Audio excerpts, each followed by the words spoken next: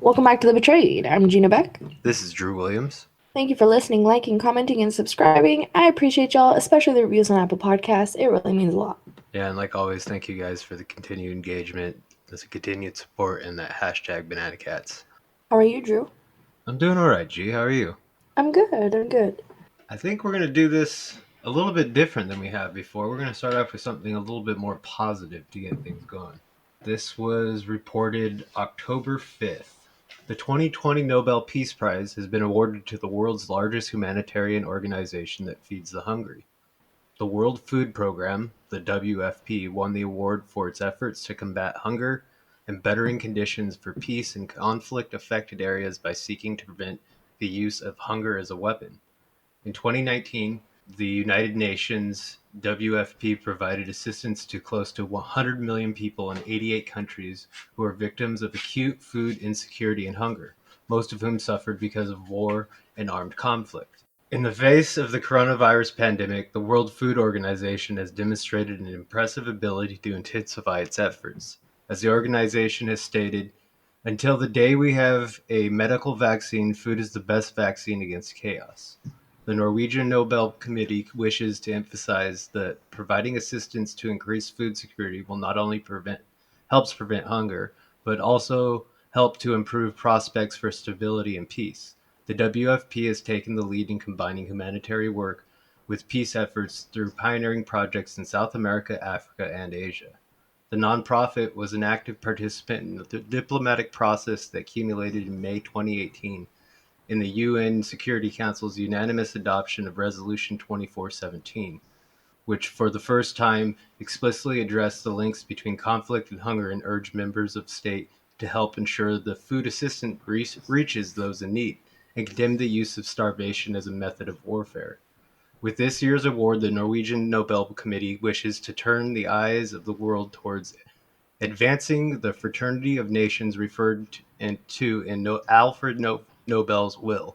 As the UN's largest specialized agency, the WFP is a modern version of the peace congresses that the Nobel Peace Prize is intended to promote.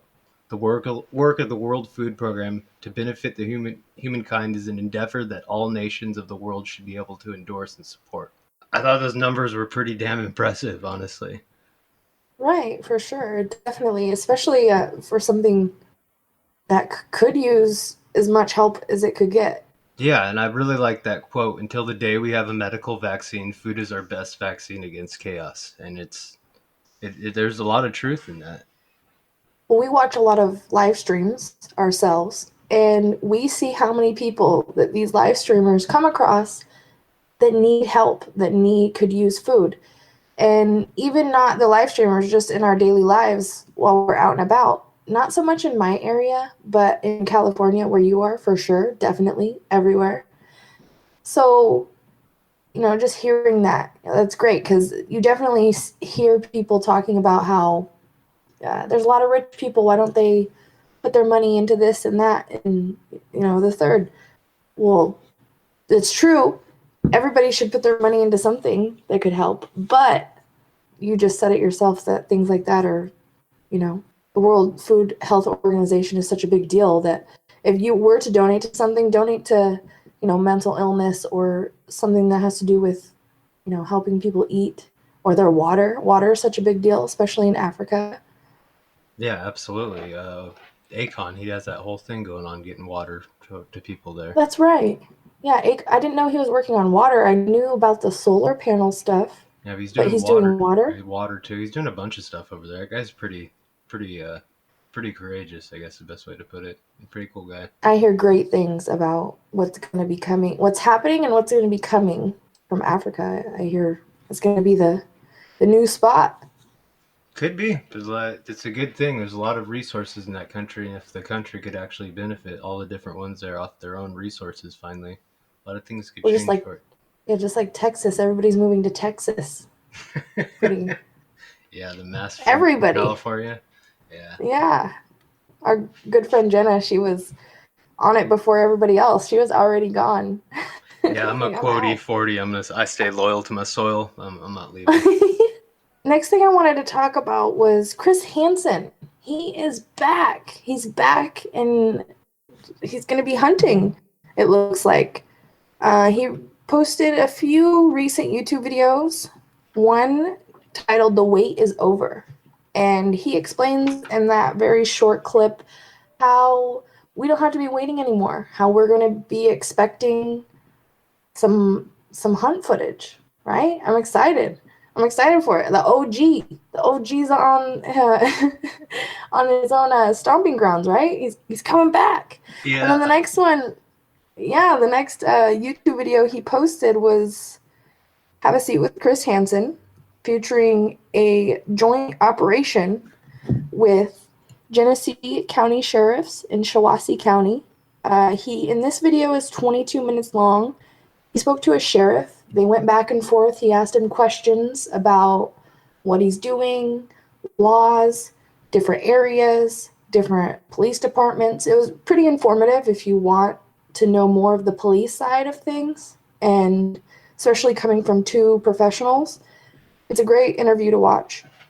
Not only that, he posted on his Instagram a recent post where it is a hotel room and he's got a bunch of girls and young men in there working. It looks like they're on phones, and it says behind the scenes on the latest event that they have coming, what we can expect.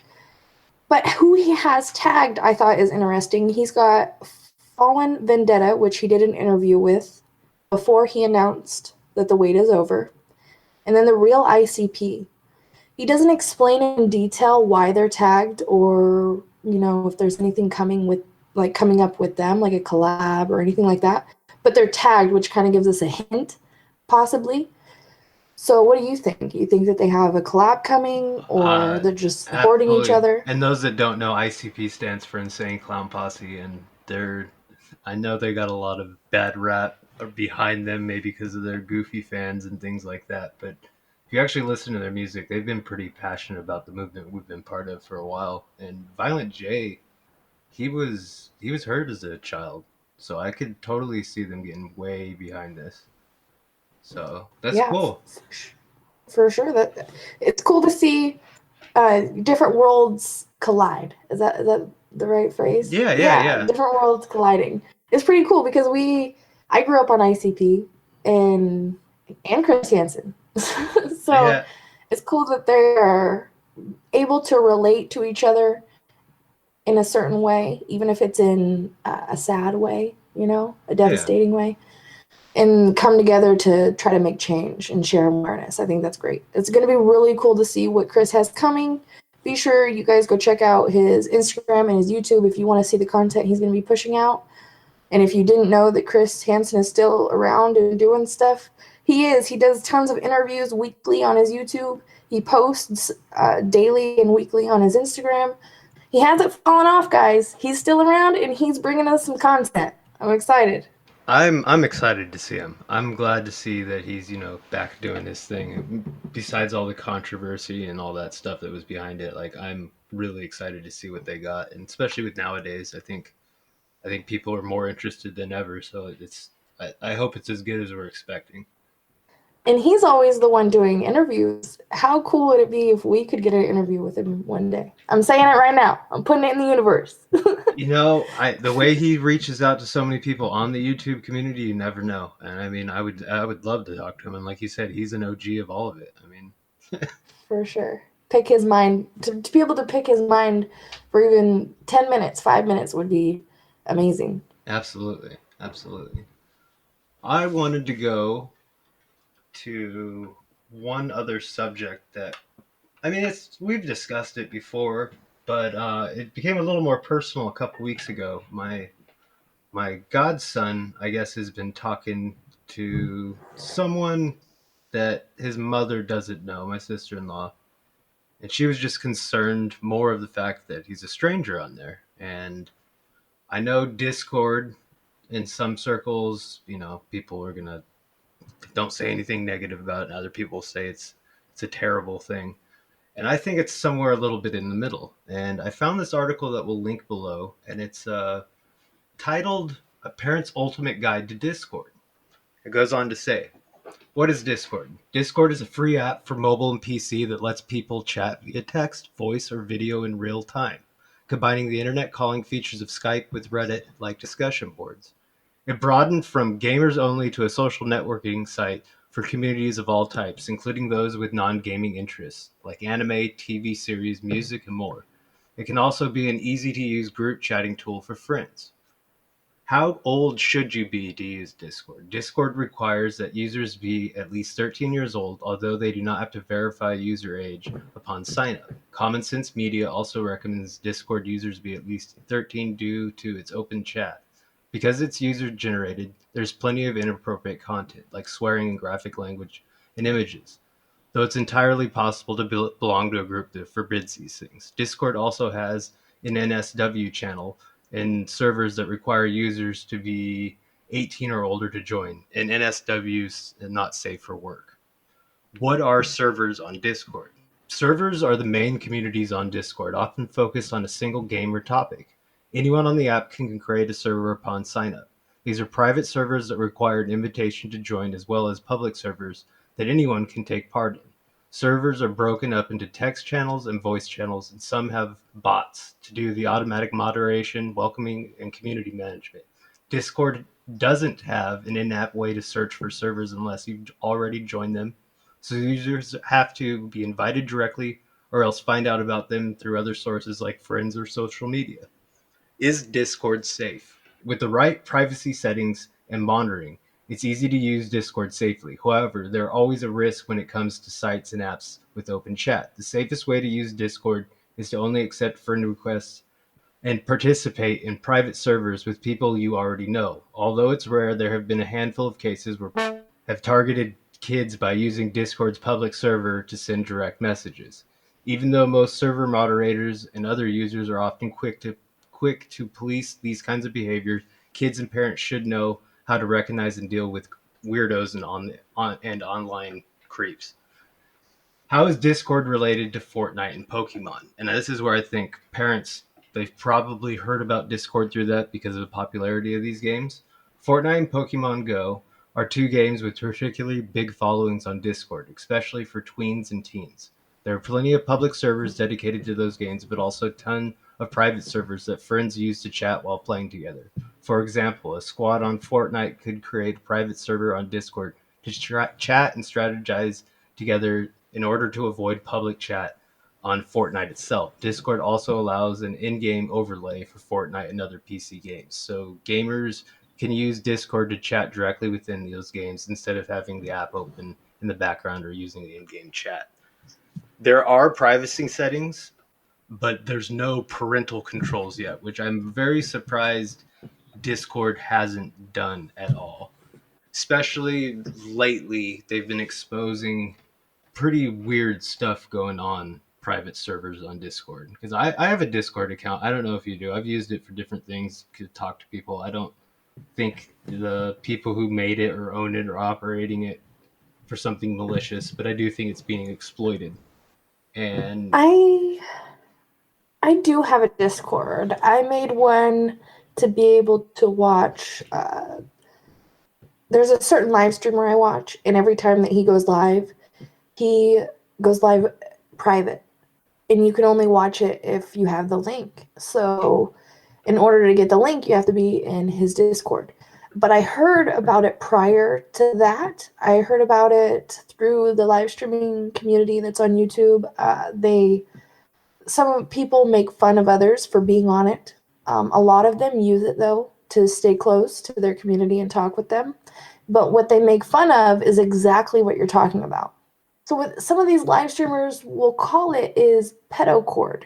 And that's because they know that things like this go on. They know for a fact through whether they've been in there and they've been able to see it for themselves or screenshots, but they wouldn't call it that for no reason. So obviously they know that things like that happen, especially there's a lot of young children who love video games and things like that, and they get the perception, I feel like, that that's all it could be about. But when you get into it, it's it's a free chat world. In my opinion, it's It's very open, and I don't know if you it's watched that link I sent you, but there's a channel on YouTube called Surviving Life, and they've had some people deep dive into these private networks, which actually use that term pedocord. And there's actually minors selling inappropriate pictures on Discord, and they I they mean, they upload we them, they sell them, and then they delete them before the Discord can be flagged or anything like. exactly, and this translates into TikTok. I see girls posting on TikTok, you know, this is how I made $5,000 this month, right? And in the comments, how, teach me your ways, how, part two, how, I'm gonna message you, and in the video though, she's being descriptive on what she's doing, on how, but not too descriptive to give it away so that it leaves the people wanting to know that little extra bit of information. You know what I mean? Like, what app do you use?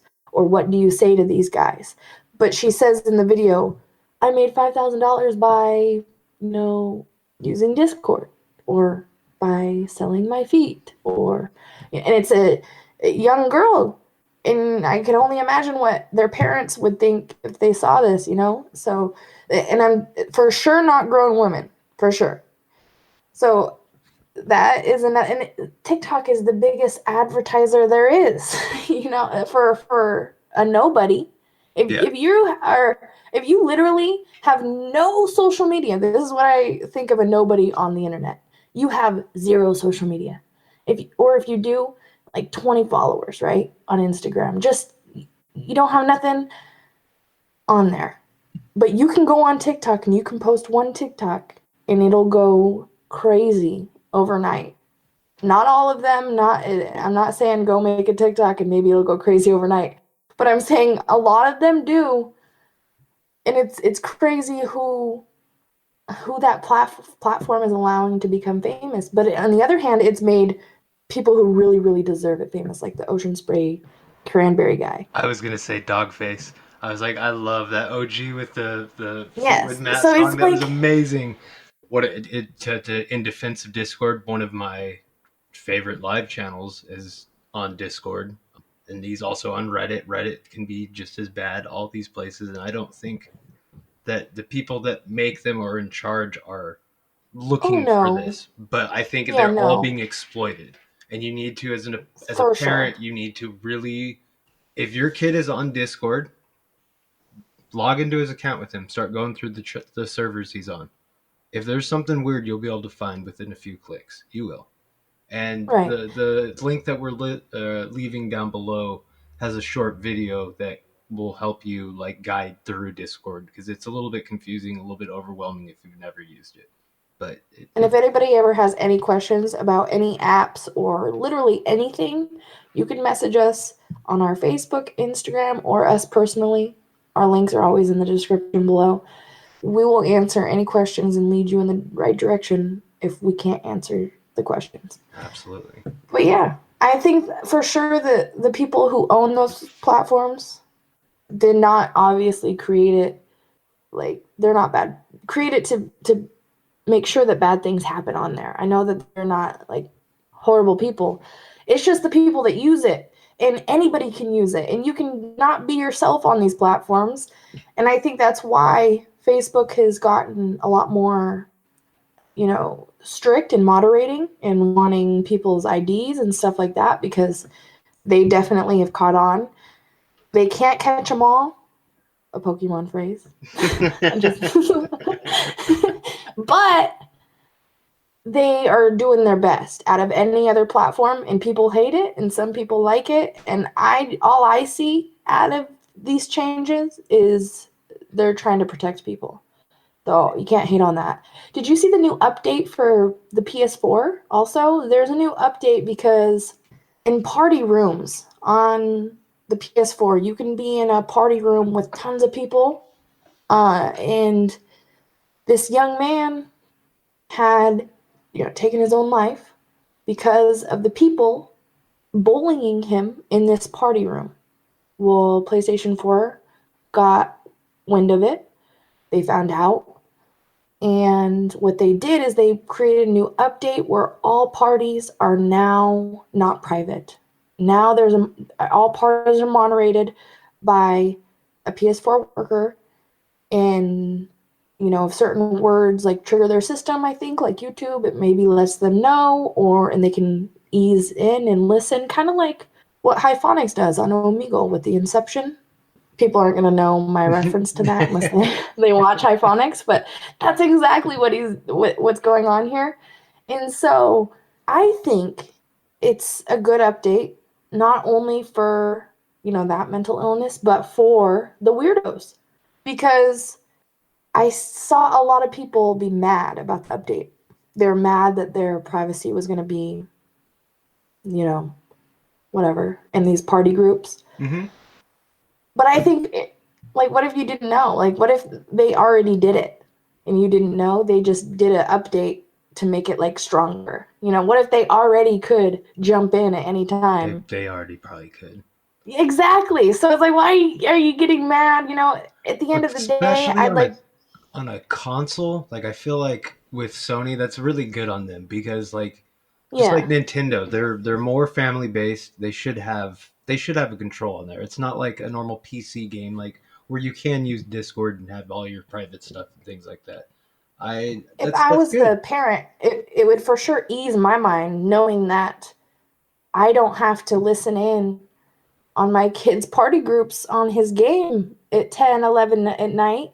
And if something is going on, that PlayStation can intervene and close down the group before a kid gets, too bullied or the weirdos come out and start asking for personal information. I feel like I feel like they're pinpointing it on that reason, the people in the community and who love PlayStation.